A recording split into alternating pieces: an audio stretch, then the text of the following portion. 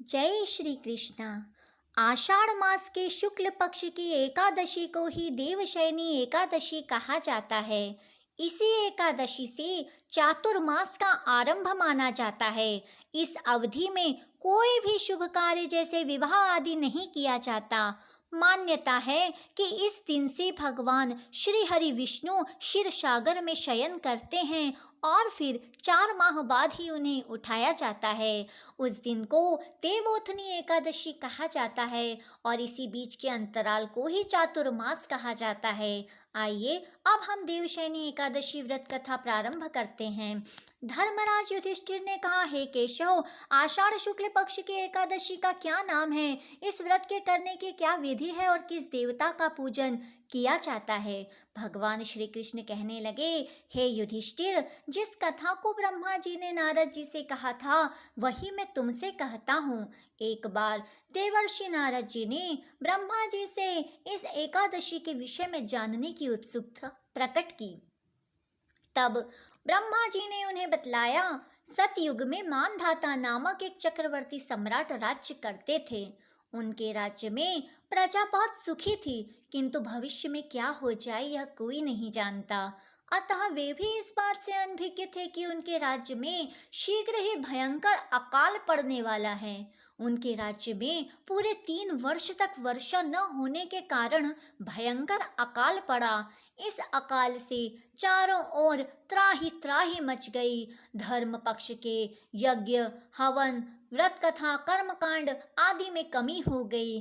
कहा भी जाता है कि जब मुसीबत पड़ती है तो धार्मिक कार्यों में प्राणी की रुचि कहाँ रह जाती है।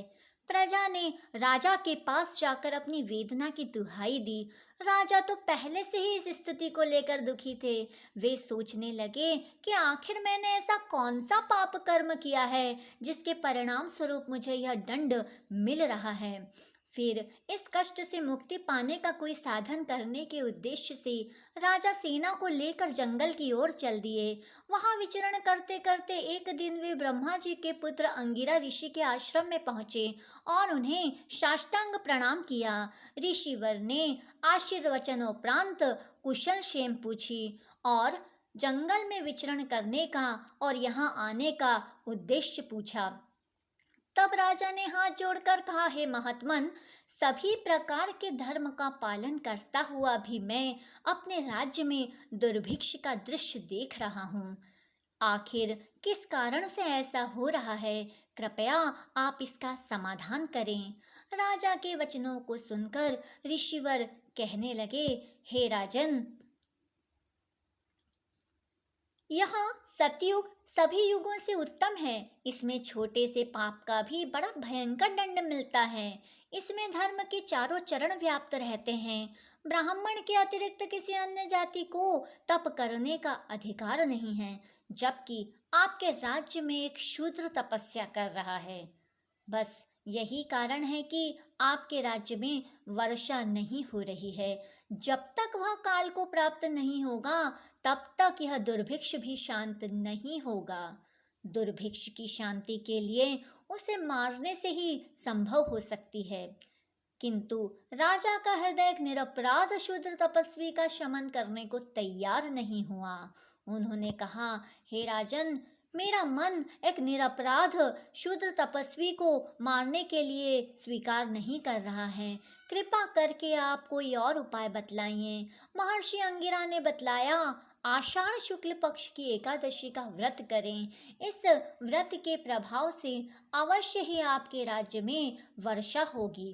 राजा अपने राज्य की राजधानी में लौट आए और चारों वर्णों सहित पद्मा एकादशी का व्रत किया।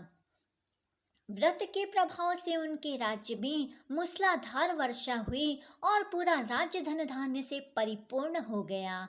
वैवर्त पुराण में देवशयनी एकादशी का विशेष महत्व है। देवशयनी एकादशी का व्रत करने से मनुष्य की संपूर्ण मनोकामनाएं पूर्ण होती है। जय श्री कृष्ण, जय श्री राधे।